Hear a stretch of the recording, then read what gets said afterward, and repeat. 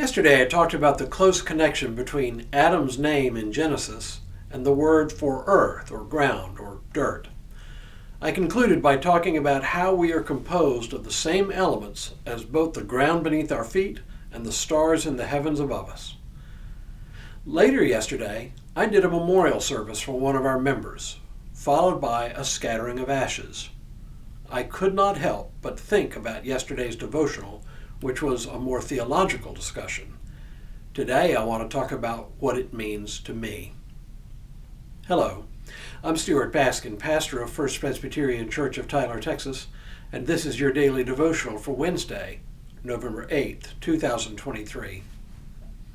From time to time, people will ask me whether cremation is okay, by which they mean, is cremating one's body sinful? I also suspect that lurking behind the question is our belief in the resurrection. That is, if our bodies are cremated, will God be able to resurrect us from the dead? The answer is actually pretty simple.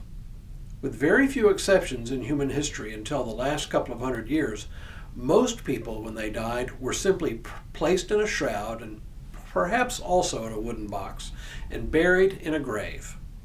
And for the most part, what happens then is that our bodies simply disintegrate. We literally return to the dust. Cremation simply speeds up what happens naturally.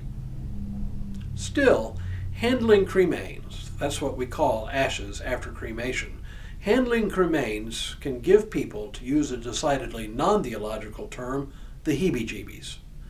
But if we can put our nerves to rest, it is actually a beautiful thing to scatter someone's ashes.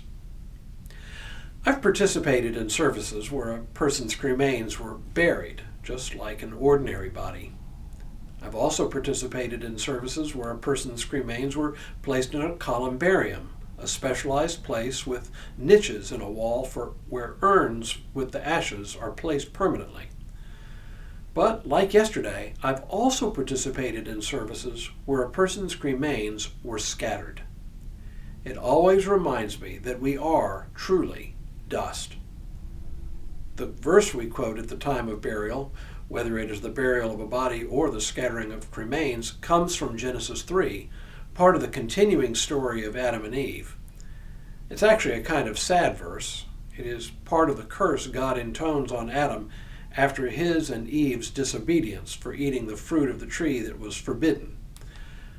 God says to Adam, "By the sweat of your face you shall eat bread until you return to the ground.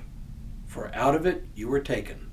You are dust, and to dust you shall return." These last words are the ones we say each Ash Wednesday when we make the sign of the cross on our foreheads with ashes. Remember, you are dust, and to dust you shall return. Some people find all of this morbid and depressing. I find it comforting, even liberating. For me, it is a reminder that I am part of the creation which God surveyed with pride. As Genesis 1 reminds us, God saw everything that he had made, and indeed, it was very good. So when I scattered the ashes of a beloved member of our church yesterday, it was a really personal, really intimate thing. Only days before, I had placed my hand on her shoulder as I prayed with her before she died. Now I held her earthly remains in my hands and committed her back to the dust from which she, and all of us, came. I love the prayer we pray in the committal service. We say, "O Lord, support us all the day long, until the shadows lengthen and the evening comes, and the busy world is hushed, and the fever of life is over, and our work is done. Then, in your mercy, grant us a safe lodging and a holy rest, and peace at the last." Indeed, as I write these words, the shadows are very long, and evening is almost here. But my friend whose ashes I scattered has a safe lodging forever. May we all reach that place, safe and sound at the last. And then may God continue to bless you and keep you in all that you do this day and in all the days ahead.